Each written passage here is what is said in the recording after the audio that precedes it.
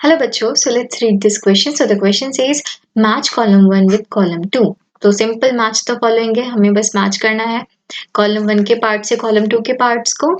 सो सबसे पहले हम देखते हैं, अगर हम eosinophils देखें.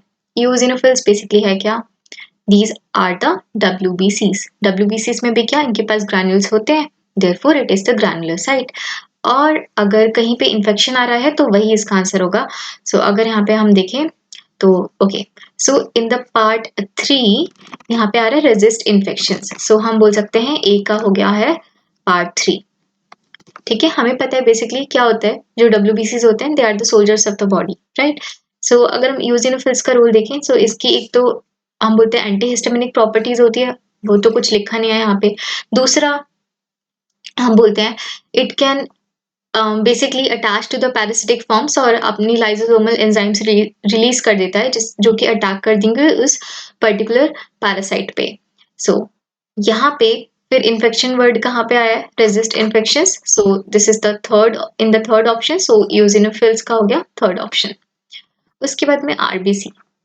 सो आरबीसी कोगुलेशन में नहीं हेल्प कराता, यूनिवर्सल रेसिपिएंट नहीं, कॉन्ट्रैक्शन ऑफ हार्ट बिल्कुल भी नहीं. सो यहाँ पे गैस ट्रांसपोर्ट.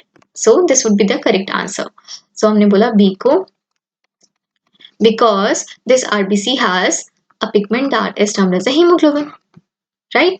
अब देखो क्या होता है कि this basically this hemoglobin can bind with the oxygen, can bind with the carbon dioxide, और ये क्या करा देता है? It helps in the transportation of the gases. So B का हो गया फिफ्थ, राइट. इसके बाद में अगर हम देखें थर्ड पार्ट, सो AB ग्रुप.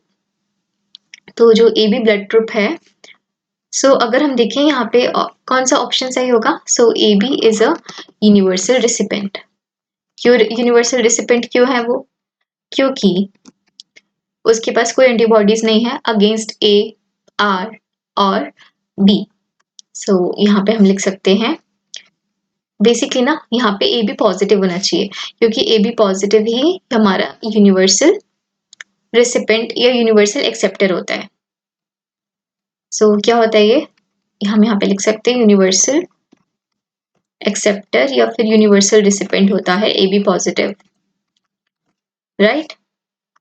क्योंकि उसके पास कोई एंटीबॉडीज नहीं होती अगेंस्ट A, B और RH, सो वो किसी से भी ब्लड ले सकता है.